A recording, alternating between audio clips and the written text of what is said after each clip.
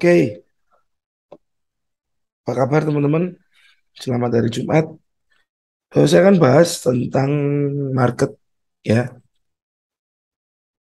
After FOMC, ya Anda lihat mayor pair berguguran, euro, Aussie, pound sterling masih di bawah ke bawah ya teman-teman. Karena faktor dari kenaikan suku bunga US. Nah, sebenarnya faktor kenaikan suku bunga US ini nggak cuma berefek ke pasar dunia, tapi juga ngefek ke Indonesia teman-teman. The Fed naikkan suku bunga 75 basis poin. BI berani berapa? Wani piro? Ya, teman-teman bisa tahu bahwa The Fed kemarin naikkan suku bunga ke 3,25%. Ya, dan ini berefek ke BI rate juga. Dosis kenaikan suku bunga BI sekitar 50 basis poin bisa menjadi opsi. Ya, nah untuk Anda yang masih punya cicilan KPR atau apapun, siap-siap bunga Anda bisa naik gitu teman-teman. Karena Anda tahu eh, dalam KPR kan biasanya fix rate selama 3 tahun atau 5 tahun. After itu floatingnya tergantung suku bunganya bagaimana ya teman-teman. Jadi terkadang saat suku bunga naik, cicilan Anda akan naik ya. Tapi by the way tetap semangat apapun yang terjadi. Kita sebagai trader sebenarnya tidak terpengaruh dengan hal itu ya. Karena price turun kita bisa cuan, price naik kita pun bisa cuan. Nah, kita bahas dari DXY teman-teman. Ya, DXY. Saya pikir kemarin waktu resisten ini di break, ya, price akan turun dulu ke demand ini teman-teman. Ya, ini demand. Ya, saya pikir akan ke sana.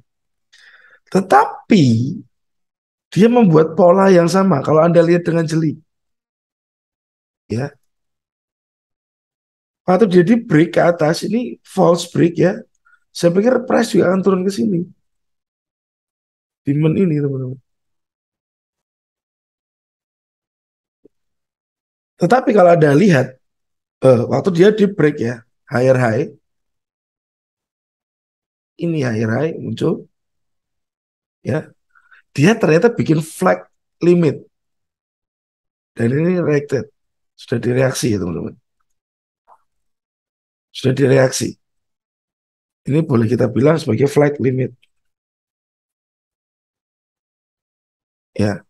Dan kalau Anda lihat lagi, ini saya simpan dulu, ya. Ini sekarang yang terjadi ini higher high, dia nggak pullback ke demand ini, tapi dia bikin benda yang sama, ya. Jadi sepertinya tren US dollar untuk naik indeksnya ini masih cukup kuat.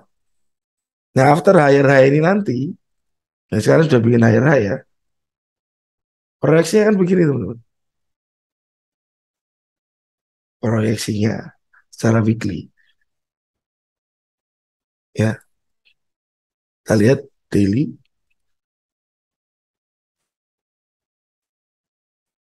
ya. Ini yang terjadi. Ini yang sekarang dibuat oleh harga flag limitnya. Kita tunggu market naik dulu, nanti dia pullback ke bawah, ya. Anda lihat juga trennya, ini cukup rapi sekali teman-teman, ya. Trennya cukup rapi,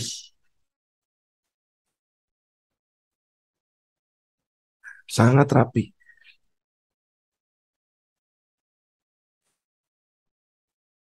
Nah, kalau kita melihat kemana sih tujuan harga berikutnya, pasti kalau kita lihat di kanan ini kita nggak bisa ngerti ya di mana ya.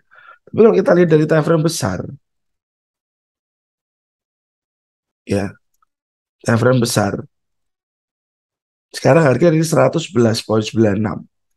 Ini ada resisten di atas 121. Dan Anda tahu bahwa ini sebenarnya supply besar.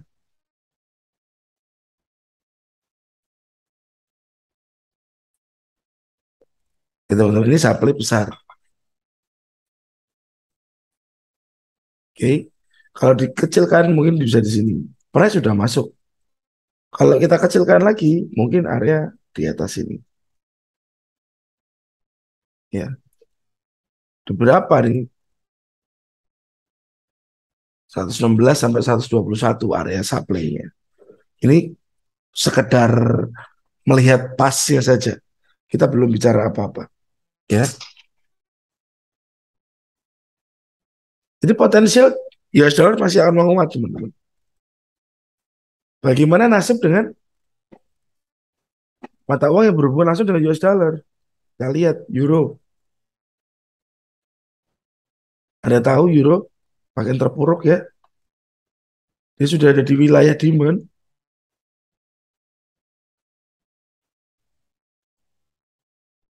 tapi masih stay ke bawah. Ya teman-teman ya, masih mencoba ke bawah. New Zealand juga sama. Yang dia kejar, apakah support ini weekly-nya 0,5 ya teman-teman. Dari tahun 74 dia turun terus sampai hari ini. Swiss. Nah, Swiss ini mungkin akan naik. Kan dia indirect currency. Ya, ini masih di area sideways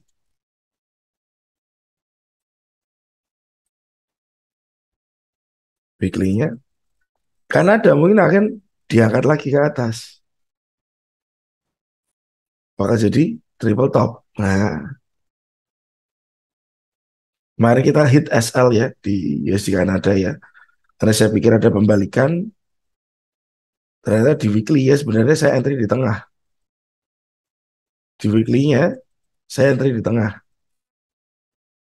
Gitu, saya entry di sini. Ya, di area ini. Nah, ternyata price masih mencoba ke atas. Oke. Aussie sama dia juga masih ke bawah. Pound sterling sama juga teman-teman. Kemana sih pound sterling berlabuhnya ini 1 bulan? Kalau histori tahun 84, ya teman-teman, bayangin ini histori 84. 1,05. Wow, luar biasa. Kita kembali ke tahun 84, 85. Padahal saya lahir tahun 86, teman-teman. Ya, kita mengulang sejarah. Jadi Anda tahu, efek dari suku bunga ini cukup besar. Nggak cuma sementara waktu newsnya itu keluar, tapi dia cenderung panjang. Karena ini merubah sebuah kebijakan ekonomi makro. Ya, yang penyebabnya apa? Kembali lagi, inflasi. Apakah forex factory bisa diakses? Ternyata bisa ya. Saya bisa lihat news dari sini, teman-teman.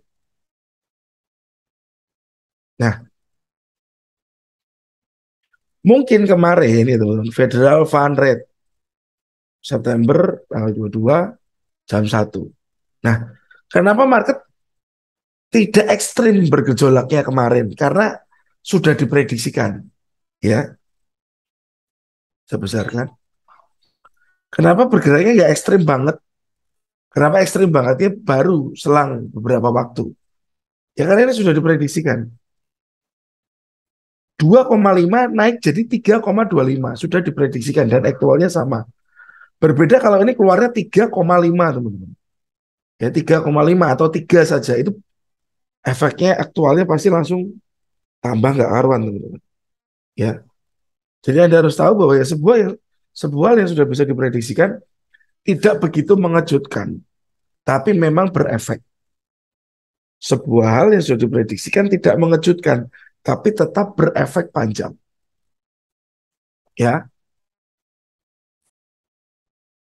karena sudah ada preventifnya mungkin sebelumnya. Dan teman-teman bisa lihat, ya, Jepang kemarin jam 1 melakukan intervensi. Intervensi itu karena pihak pemerintah Jepang merasakan mata uangnya terlalu tinggi ya, dia berniat untuk mengintervensi biar mata uangnya turun.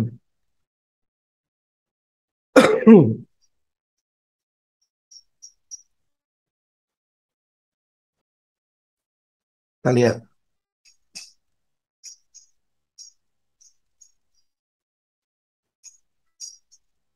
Nah,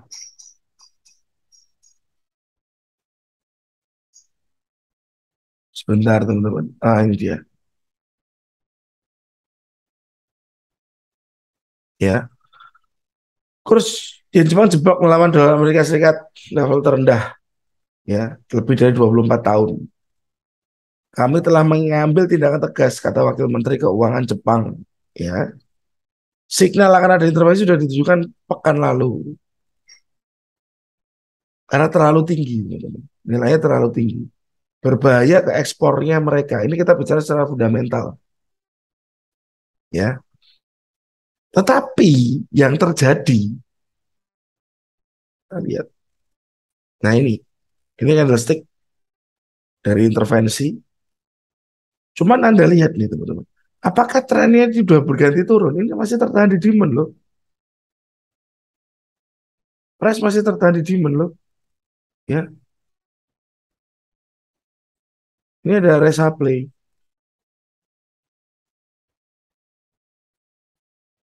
Ya teman-teman. Bisa saja intervensi Jepang ini nggak terjadi dengan baik karena ini bisa saja dia masih naik ke atas. Ya, break supply ya. Dan Anda bisa lihat ini tidak hanya terjadi pada dolar yen Jepang. Ya, kita lihat semua mata uang yang berhubungan dengan dolar. Swiss yen. Nah, sama daily-nya terjadi ya penurunan kuat. Nah, ini juga kemarin tapi di, ditambahkan dengan penurunan ini ya dari market yang ini ya kan candlestick panjang ini kemarin ini sudah turun ya sama dengan New Zealand Japanese sudah turun tapi dibikin makin turun kemarin ini juga sudah mulai turun dibikin makin turun pound sterling yen ini juga turun ya jadi pasti akan berpengaruh saat ada Jepang intervensi semua hubungan market yang ada USD Japanese yen pasti berubah teman-teman.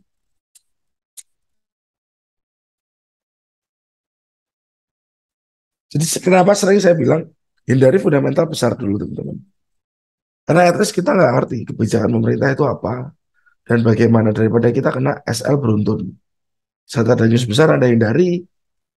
Contohnya apa? News besar itu yang harus Anda hindari. Salah satunya ya teman-teman salah satunya itu FOMC, NFP ya. Lalu news yang berhubungan dengan suku bunga dan kebijakan moneter.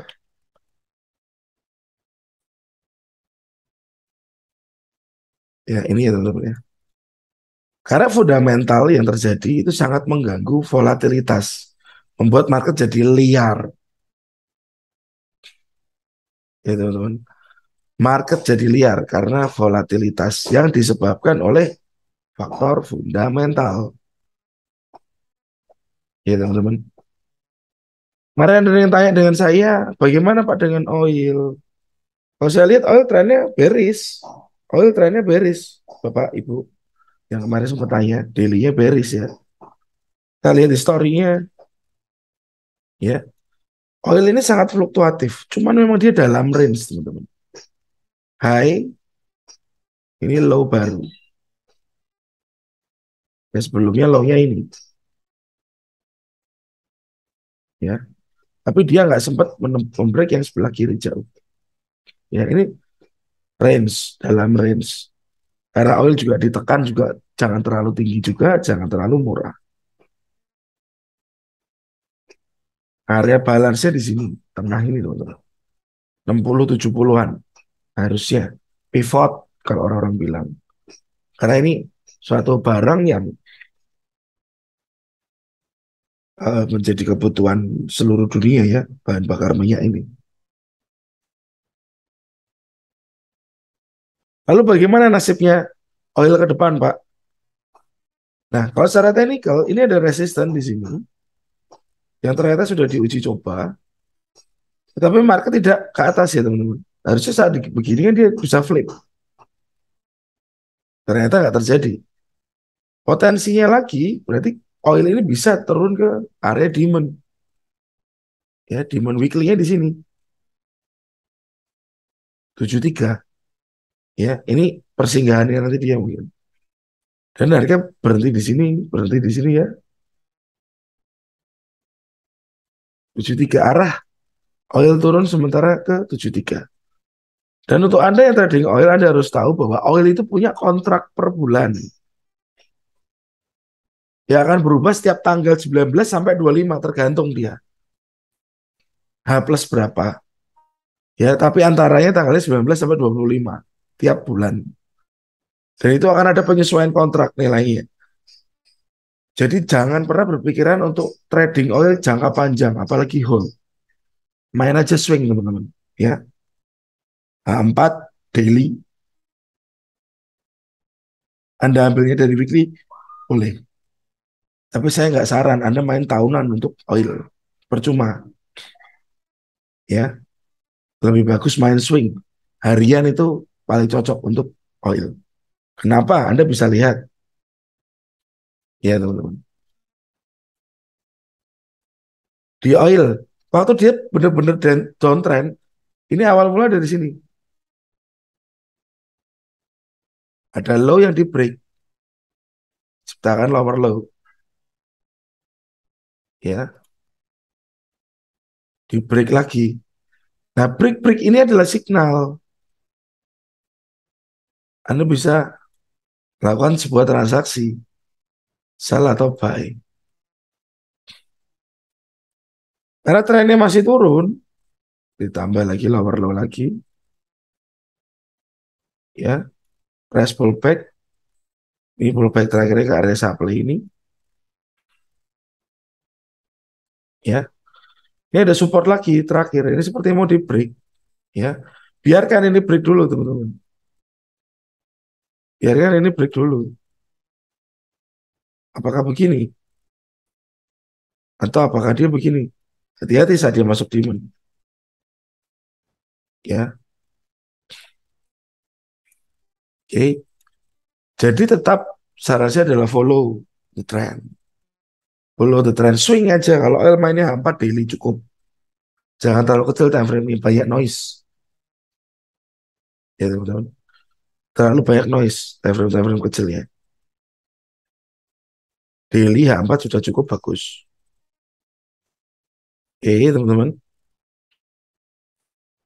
Jadi Anda harus tahu bahwa fundamental itu juga powerful menggerakkan sebuah pasar.